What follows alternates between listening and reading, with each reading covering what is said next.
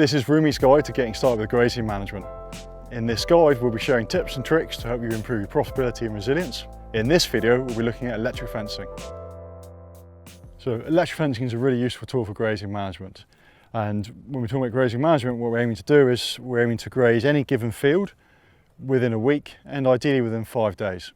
If we can do that, we'll increase the productivity of that land and improve animal performance and farm profitability. So therefore, if the field is too large to be grazed by a desired group of animals within that time period, we need to split it down. In terms of splitting the field, the most cost-effective way, both for labour and for materials, is to use electric fencing. It's quick and easy to put up, and so it allows us to divide the field in a number of ways to make it smaller, so that animals can then graze one of these areas in less time.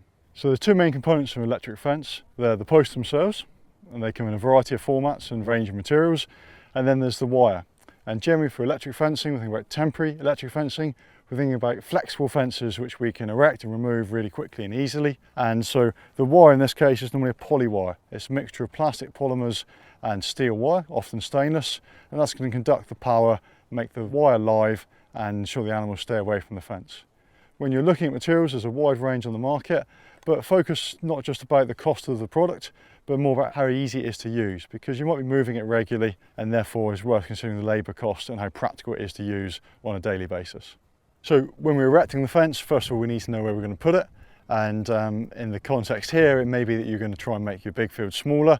It's worth planning how long that fence is going to be, so that you go to the field with the right length of wire and the right number of posts. And generally when you're electric fencing, putting up one wire, those posts can be spaced 12 to 15 paces apart. If you're going to erect a 3-wire fence, you're probably going to space those posts somewhere between 10 to 12 paces or 8 to 10 metres. If you're using a geared reel and pigtail type system to erect a 1-wire fence, you can do it in 2 passes.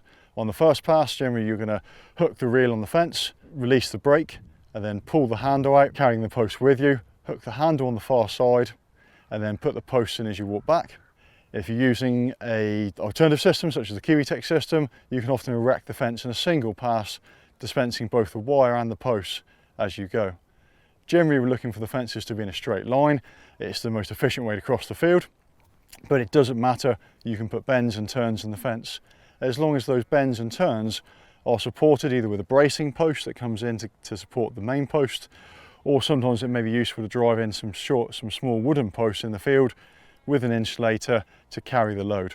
Electric fencing is incredibly effective as long as it's got the right voltage, the wire is at the right height, and that's ensured by a good energizer and having the posts at the right spacing and the post insulator set to the right height so the animals respect it and they're not seeking to cross it.